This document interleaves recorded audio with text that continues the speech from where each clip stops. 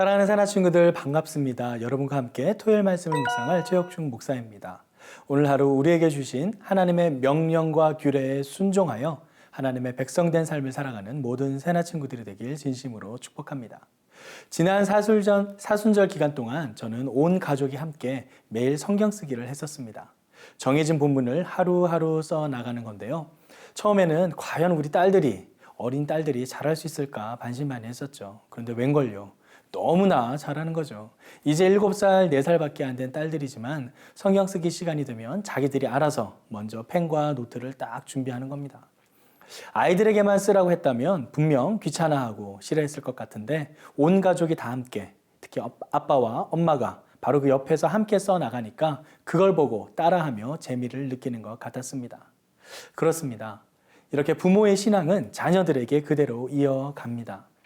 흔히들 자녀는 부모의 그림자를 보고 자란다고 하죠. 부모의 모습 속에 신앙은 우리 자녀들에게 그대로 흘러 들어갑니다. 하나님께서 우리에게 주시는 은혜도 마찬가지입니다. 멈추지 않고 계속 흘러갑니다.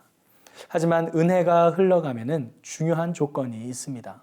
오늘 본문 말씀에서 하나님께서 명령하고 계신데요. 함께 말씀을 살펴봅시다. 오늘의 주제는 은혜는 흐른다입니다. 오늘의 말씀은 신명기 6장 20절에서 25절입니다.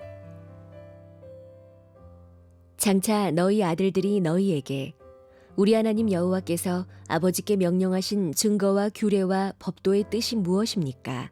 하고 물으면 그에게 이렇게 말하라. 우리는 이집트에서 바로의 종들이었다. 그러나 여호와께서 강한 손으로 우리를 이집트에서 이끌어내셨다. 여호와께서 우리 눈앞에서 크고 두려운 이적과 기사를 이집트와 바로와 그 온 집안에 내리셨다. 그러나 여호와께서는 우리를 거기서 인도에 나오게 하시고 우리 조상들에게 맹세로 약속하신 그 땅에 불러들여 차지하게 하셨다. 여호와께서는 우리에게 그 모든 규례를 지키고 우리 하나님 여호와를 경외하라고 명령하셨다. 이는 우리가 항상 번창하고 오늘과 같이 우리를 살아있게 하시기 위함이었다.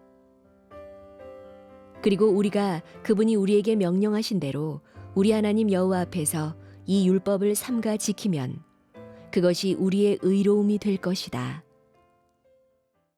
하나님께서는 현재 이스라엘 백성들뿐만 아니라 그들의 후손들에게까지 지켜져야 할 명령과 규례를 말씀하고 계십니다. 20절, 21절 말씀입니다. 장차 너희 아들들이 너희에게 우리 하나님 여호와께서 아버지께 명령하신 증거와 규례와 법도의 뜻이 무엇입니까? 하고 물으면 그에게 이렇게 말하라.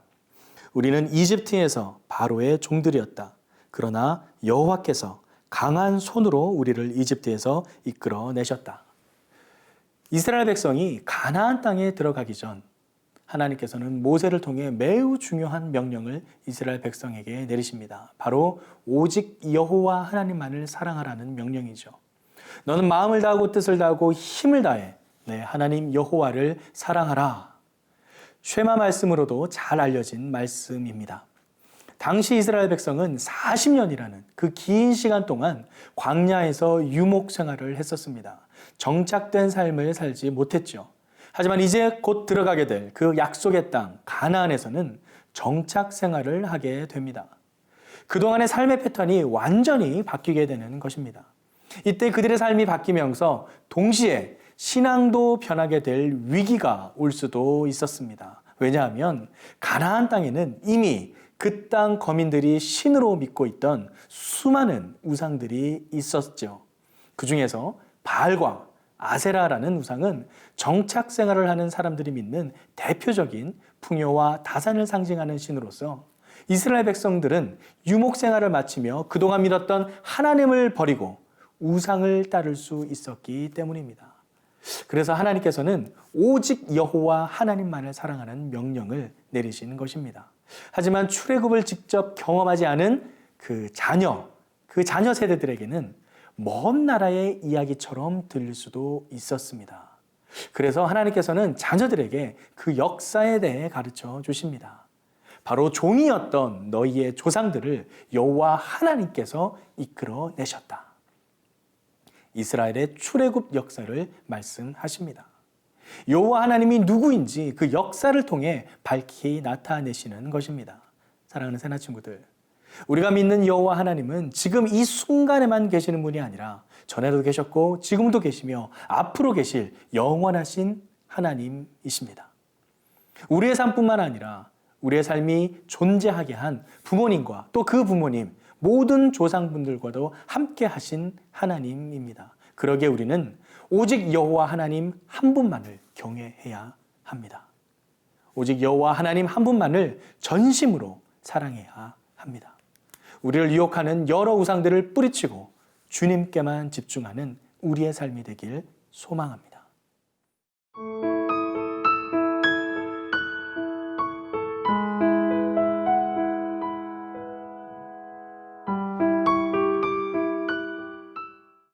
하나님께서는 우리에게 당신의 은혜를 부어주시길 원하십니다. 하지만 중요한 조건이 있습니다. 24절, 25절 말씀입니다.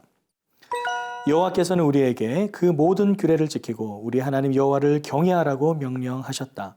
이는 우리가 항상 번창하고 오늘과 같이 우리를 살아있게 하시기 위함이었다. 그리고 우리가 그분이 우리에게 명령하신 대로 우리 하나님 여호와 앞에서 이 율법을 삼가 지키면 그것이 우리의 의로움이 될 것이다. 우리가 번창하고 살기 위해서는 하나님이 명령하신 모든 규례를 지키고 오직 여호와 하나님만을 경외해야 합니다.